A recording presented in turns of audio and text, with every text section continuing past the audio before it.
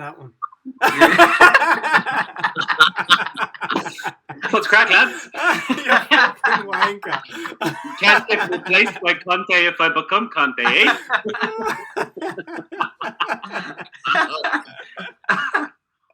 Oh, Shane loves the background, he does. Fantastic. I'm going to try and get a proper United one every fucking week. I swear I was about to do a Chelsea one. But I was like... But we're top of the league, so... I know, that's what I was like. I can't say it. Like everywhere I go in the room, it's following me. It's like right, lads. Right, so we have to be done with this one by 7. Because obviously we have to jump on the other one, which is going to be a shorter than usual one. And then Finn has a date with some fella, so he has to bounce. It's 21 peg. Right? An Arsenal jersey, is it? Oh, it is. It blends it all, doesn't it? The fella must have low standards. I'm only joking, mate. No, you're dead right. Right, Mitch, go on, fire away. Right, we're going to crack on then. Lads, Premier League Weekly. Never a dull week in the Premiership. Lots and lots has gone on today. I'm sure we'll touch on most of it as we go through. We'll also get to your background, Shane, in due time. But I think the place where we'll start off, we'll go back to Saturday evening, which was sort of the catalyst for a lot of what's gone on today. It could have gone one way or the other. We'll start with United. Ollie's last throw of the dice. I mean, it's paid off, isn't it? Yeah, I'm still debating myself whether it's a good or bad thing for us. I do support Ollie, but like it's just been shit. I think we've missed the boat here. Like there was an opportunity there to get Conte. But look, good win, 3-0 away from home. I don't know if it was because we were that good or they were that shit, to be honest with you. The latter. Probably. Probably, yeah. It was good to get Varane and all back, and obviously Ronaldo with an unreal goal. I think having Cavani in shows how much we needed him up top with Ronaldo and a formation change and stuff. But they were shocking. Harry Houdini, I say it every week. Where the fuck is he gone? Like, it's easy to play a team that doesn't fucking run. Yeah. It's pretty much easy to get through them. It's like playing on a foosball table. They just stay there. Yeah, they were bad. They were bad, but I wasn't expecting them to sack Nuno like that quick. No. But I think they realise as well that if United sack Ollie, there's a good chance that we'd get Conte over him. So they have to move quick, and I think it's going to pay off for them. Well, I mean, who says Ollie's not a tactical genius? Eh? He goes and beats Nuno. Nuno gets sacked. His biggest rival gets the job, and he's doing all right again. He's basically using Conte's system as well. Like, Yeah. 60 chess going on here. Yeah, he took the words out of my mouth. Who says he's not a tactical genius? Hair transplant. Next one. I mean, I think you're right there, Craig. To be honest, United did play really well. I thought the pressing game they played was brilliant, but like I said, Spurs looked a bit all at sea. Let's go to an Arsenal fan to get a perspective on Spurs managerless and winless. And get the tissues out. I was loving it. I was shocked. Gonna stay there for years, you know. It's kind of like the same with Ole. I'm just like, keep him in, lads. He's doing great. Hold on to him as long as possible.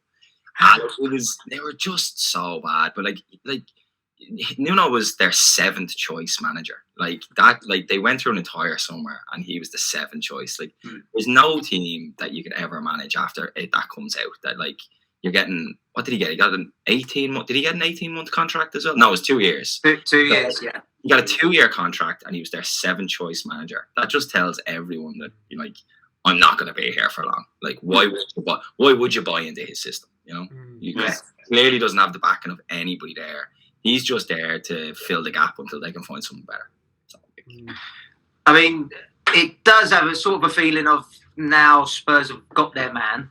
I mean, the recruitment, the process they went through was an absolute farce. I mean, like you say, as a manager, not off on the wrong foot straight away when it's so public that Other people have been touted his job, publicly turned it down. He suddenly goes to get it. But if you take that all away, was they right to sack him at this point, do you think? Or should he be given more time? No, I think he was right to go. Like, that was never going to get better, and they had made their bed already by, giving him the 2-year deal, making all of that public. Like, that ship was never turning around. And you're not going to miss out on Conte. Like, it definitely, the United stuff forced their hand. They realised that their kind of main target, the guy, the sporting director for Juve, I know he's gone to Tottenham, I can't remember his name. Paratici. Paratici, yeah. He was his number one pick. So they had to move on him straight away. And, they've got their guy now, so they're going to be... I mean, like you say there, they've brought in over the summer Paratici. He was at Juve for 11 years. Successful years, obviously, with Conte underneath him. They're old mates, if you will. It seems as though it's in the worst way possible been pre-planned. But yet again, Daniel Levy, who's a so-called master businessman, that seems to be, when you talk to people, the reason why he has kept his job through so many bad appointments, mismanagement of sales and spending on, they brought in a lot of crap. But is this, for you, Shane, he's normally known for his business acumen. They've just brought in a man on an alleged £14 million 2-year contract. Works out at £1.4 million a game. They've got to pay him off. Yeah. Where does the buck stop, and when does Daniel Levy answer for anything? I think, Spurs obviously wanted him for so long with the Paratici connection. Though Conte is a fantastic manager. Obviously, he's done the job for us. You see it. Juventus, they were shite when he took over, won the league the following year. Chelsea finished 10th, won the league the following year. Inter Milan won the league the following year with them. He does implement a style and system and like a team ethic very quickly. Whether or not he'll do it with that Spurs team, I don't know, because there is a lot of, I don't know what we'd call Mayfainers in there, really, isn't there? They're all for themselves and nobody else. I think from a Levy perspective, I think it's clever business by him for one reason only. If you look at Conte's history, he likes immediate success. So he's going to spend 2 to 3 million bringing in a 33 to 35-year-old who he knows he'll get a good 12, 18 months out of. Wouldn't be surprised to see Ashley Young at Tottenham now in the next 18 months. You barely get a game at Villa. Yeah. Matteo Darmian back in the Premier League again. Alexis Sanchez, just really... Yeah. Do you know what I mean? Look, don't get me wrong. He's very clever at what he does because he identifies where he needs to strengthen the team almost immediately. And he has done with every team, even with Inter Milan. That Tottenham team, you have to strengthen that team. No, that's what I mean. That's why I think... It's not like that Chelsea team, like that Inter team was a good team. They need a couple of little tweaks. Obviously, he's savage at that, but that Tottenham team is maybe Kane and Son, but even on form, Kane wouldn't. Son would be the only person who'd get into any of the top 4 teams. But I think that's where it's a clever fit because ultimately they've given him this 18-month, 2-year contract, whatever it is. But ultimately, they all know he's not going to turn that around in 12 months. So they have no problem getting these little bargains to, what was it you used to say about Ollie, Craig? To steady the ship. Sign of a good manager, isn't it? 3 years later, still steady in the ship. Yeah. So, now look, Conte will come in, Conte will do a good job. But I think there's a lot of players in that Spurs team that won't work well under him. They won't want to be running for an hour and 20 minutes a day, like apparently he used to have the lads doing at Cohen. You know what I mean? The intensity. They won't want to do that. I can see Harry Kane covering, I don't know what, 10 kilometres in 90 minutes. I don't think he's done all season yet. Anyway. Yeah, it's not going to happen. But look, it's a smart move, and I think you were dead right. I think their hand was forced because of the Ole situation. I think they knew if they won that game, Ole could have been gone and they'd miss out on their number 1 target. Now, I think they sacked Nuno very hastily. I think had United not been in the situation they're in, he may have probably got until Christmas, January. But they knew they had to accelerate it by looking at United's next 4 or 5 fixtures, So, listen, smart move by Spurs, but we'll see. I wouldn't expect anything this year. Mitch, I think it was harsh on Nuno, like he did do some good stuff at Wolves. They didn't even give him a proper window to bring his players in. Like he's good connections with Mendes. He would have brought these good, like, unknown talents in. They didn't even give him a chance. It was kind of like the Koeman at Barca situation. He was set up to fail from the get-go. And, listen, Koeman's shit, though. Let's not get into that. But he still set up to fail. I mean, lads, what constitutes a good job at Spurs then? He's coming in. Rumours he's got a £150 million war chest, which is it going to get you far with that Spurs side? What this season's going to constitute success? Or in the next 3-4 years will constitute success over the next 18 months. Yeah, I think, as you said, Levy's smart. He's a businessman. He's no idiot. You know what I mean? He knows we are on a slippery slope. So if I can consolidate top 6 in the next 12, 18 months, 2 years, and slowly build back up. I mean, I kind of feel like this signing of Conte. All right, they got their man in the end. But it's another one that takes the pressure off of Levy. It's another fan favourite. It'd be popular with the fans. But let's face it, if in any other industry, if you are a director of a firm and you bring in this many people to run a firm and they run it poorly, sooner or later you lose your own job. But I don't know what he's got. I mean, he's obviously got the owner's right hand, but but that's why I think he's smart. Bringing in Paratici was a very, very clever move because he knew that would open up doors in Italy.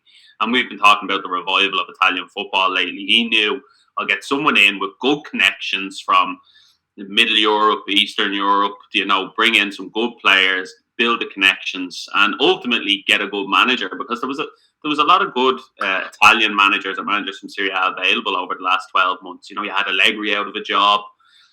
Then obviously Conte out of a job come the summer, obviously the end of last season. Before Inzaghi took over Inter, it was well publicised he was going to leave Lazio after doing a pretty good job. So I think Levy knew, if I can get Paratici in, it will buy me a little bit more time. Now he's got Conte, it will buy him a little bit. But when I say buy him more time, nothing's going to happen, but it'll keep them off his back. You know what I mean? I think it's the last roll of the dice for him. If this doesn't work, there's no one else to point the finger at and blame. Do you know what I mean? Like, if you're going to fail with Paratici and Conte and 150 million or 200 million, whatever they're going to spend, doesn't matter how fancy your stadium looks. Do you know what I mean? You'll be gone. Yeah. Because they done it before. So remember, how much did they get for Bale at the time? 80 million, wasn't it, or something? And they bought Tripe. Jesus Christ. It was the guy from Valencia. What was Roberto? Soldado. Absolutely, 30-odd million. Spurs have a history of buying really badly. The only one that stayed there for long enough was Lamela, and he was shit as well. Like, they're making a living. He was one of their highest. And Shane, quick one on your background. Go. Talk us through it. Well, listen, I just does thought it need explaining? It was the El Sackico, and then obviously there was the who will Conte go to, and you touched on it, and that's what I was ready to say it myself. Ole knew United want Conte, so what am I going to do? I'm going to go 3 at the back with 2 wing backs. I'm going to shut up shop, put those 2 sitting men in, and sure, look, it's worked out well for him, hasn't it? The pressure's off him a little bit more now, even because Conte is not available. Yeah. So, whereas he might have had 2 or 3 games left in him before he ultimately got the bullet, now he probably has a little bit more, because United knew they wanted Conte. Again, it was one of those publicised things, the rumours were all over the place. So who are they? Are they just going to do a Spurs and change now? Oh, Conte's gone. Ole's under fire. Let's bring in someone else. If it's a bad result here against City, like if it's another Liverpool result style, like result and scoreline, I don't see him surviving. I just want them to, because we've got them on the 28th, and I just pray Ole is still in the job. I just keep him there for the rest of the season. But if there's another result like that Liverpool game, like where it's just that bad, there'll be no saving him. You can't sit behind that anymore. They'll go for somebody else. They'll go for Ten Hag. That's what I think. you know, there's loads of people out there that are good. Donny might get a game then. Yeah. Fuck's sake. That poor bastard, I swear to God, I feel so sorry for him. I heard in the pre-warm-up for the last game, they gave him the balls to set up the lads to shoot. Oh. You know Swear what? to God. Neville said the other day, you know, the fear of Sancho falling into that kind of category now as well. And I don't think he's far wrong, to be honest. They're playing a system that doesn't have wingers. No. Their best talent are all wingers at inside. Yeah. Well, you know what though? I think it's been coming. I think it was smart putting Cavani up there, and you know, Mitch said it, like the pressing was good, and everything has to come from the front. If Ronaldo was the sole striker up there, you weren't going to get that. Whereas Cavani brought that intensity. He has that hunger. So I think the rest of the squad it was like I don't know, it was just a natural lift. When they seen that, it was nearly like, fuck, we'll all be out of a fucking job now if we don't start pressing. Again, I think it's just, you got to take that Tottenham team as like just how bad they are. Like terrible Tottenham team. That, you know, like, yeah, they got a good win out of it. But Ken Early had a thing in his podcast he was talking about. He was like, you know, Ole is like having one of those keepers who just every so often will just throw the ball into his own net. And he's like, he'll then go through like 2 or 3 games where he'll make a couple of really good saves, you know, like he keeps a clean sheet, and then another game is just the ball's gone back into your net. You're just like, it's like the Jordan Pickford, the fucking manager. Yeah, exactly. That's exactly. Lads, hold on. We've had Pickford, we've had Sancho, we've had Harry Kane. All right, that's enough for the England bashing. All right. I'll put a stop to it now. All right. We've taken a bashing for long enough. So. Finn, first of all, got to commend you on keeping a straight face through most of that, talking about United and Spurs. Yeah. I'm quite glad that you're here this week because, I mean, all Craig seems to do is just bash Arsenal week in, week out without anyone to defend themselves. So you're sitting here. Great result of the weekend, 2-0 against Leicester. Are they ahead of United now? Sorry, on points. No, we're 15 there. I think we're just saying points, but we're on goal difference at the minute. I think, you're same points and you're on goal difference. Yeah. So, but no shit, Arsenal. I said this last week. We are in the middle of like a horrific period. Yeah, Arsenal are on this huge, great run at the minute, but we're still at the same. Yeah, we lost our first 3 games, which was against Man City, Chelsea, and Brentford, and everyone was like, "Oh, Brentford, they've just come up," and they've absolutely been giving everyone a CN2 left, right, and centre. So, like, ever since those 3 games, it's been pretty good. Well, I mean, that's what I want to say. If you put things into perspective, I mean, at the minute you're unbeaten, 9 all competitions. Yeah. Ramsdale is at the minute having an absolute worldies week in, week out. He got a bit of stick for that signing earlier in the season, and he's come good. But I mean, put in perspective, take those 3 games out of it. As you said, the difficult start to the season for anyone. I mean, Arteta was linked with the Barcelona job, I think, for a couple of hours the other day. He got away from that as quickly as he could. Poison chalice. Football is just crazy, but you know, what's the secret to it at the minute, and where do you think you're going to go from here? I think it's a lot of it's coming from there's now a set back four that they found a partnership with White and Gabriel that works, and they've sorted out the right back channel, which was just such a problem for like 2 seasons. Like your man Tommy Asu, he's everything from we've seen from him, he's doing all the basic stuff really well. He doesn't go forward as much as somebody like Bayern used to. He doesn't leave you as exposed, and Arsenal don't really attack down the right hand side as much. Most of their attacks kind of come down the left when you got Saka in there. That's probably a good thing though, Finn. Now, do you know that he's not going forward, because at the moment Arsenal need to stabilise. It's a great thing. That's what they're looking for. Yeah, no, he's 6'1" as well. Like he's adding a lot more height in there as well, and like Arsenal they brought in a new set piece at the start of the season, and like in the last 4 games, they've come with 3 goals from set pieces. So they've got a lot more solidity there now at the back, but they're also more of a threat going forward. And it's just been really good. Like it's just, and obviously, look, Ramsdale, what can you say? Like I was one of those people who was kind of thinking the start of the season, Jesus, what are we doing spending 25 million on a guy that's got relegated twice? But when you actually went into it, there's no... Look at a shot-to-save ratio over the last 2 years. Do you know what I mean? It was, although both twice he got relegated, it's been pretty decent, you know, considering the pressure he was under for 2 years. Exactly, like it's been pretty good, and like he's like the defenses he was in front of weren't exactly, you know, rock stars. So I think probably a lot of people, myself included, were getting overboard. I think one of the reasons was like, why are we spending 24 million on a backup keeper? We've got Leno there, but like he wants to go. He's gone. Yeah, no, he's in the year. Is it a free transfer this summer? Is it? No, he's 2 years left now. So I wouldn't be surprised to maybe see him go in January and see them bring in somebody else maybe on loan and just push the boat out, because he'll get you money. He's a good keeper. He's still only young as well, right?